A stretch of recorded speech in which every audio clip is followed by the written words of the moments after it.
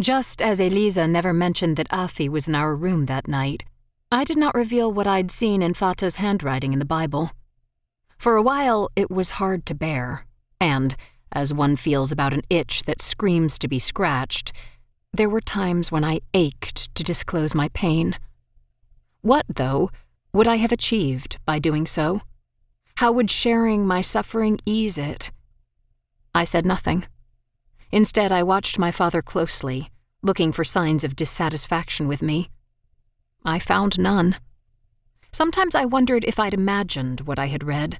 Then I'd pass the study, see the book on the desk in big, solid reality, and again experience the cold whip of truth. I held my shame close, but it didn't shield me from my affection for Fata. I'd cared for him all my life, and when the shock of his words wore off, as it did, my love for him remained. So too did my interest in his business. He was unaware that anything might have changed, and for as long as I was attentive, Fata regaled me with the details I hungered for. His projects intrigued me, and as he spoke, I became so caught up that my questions tumbled out like a waterfall in flood. Even if I'd been inclined to sulk, my inquisitiveness did not allow it. I was still Bertha. It didn't matter that I was only a girl.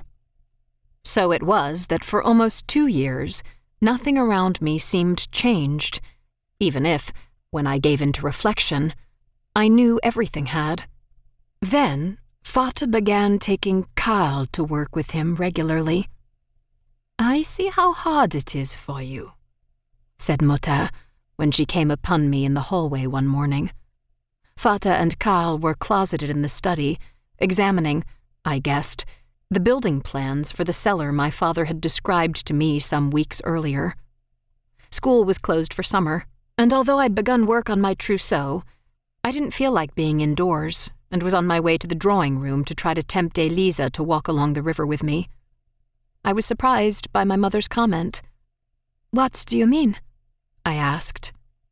Mutter took my hands in hers. Although she wasn't yet showing evidence of it, my mother was pregnant with Tekla.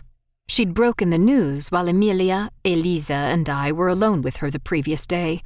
Fata, she had said, was overjoyed. An 8th child. What a woman he'd married, he'd exclaimed. How weary she looks, I'd thought. She might have been 22 years younger than Fata, but it seemed she aged faster with every child she brought into the world.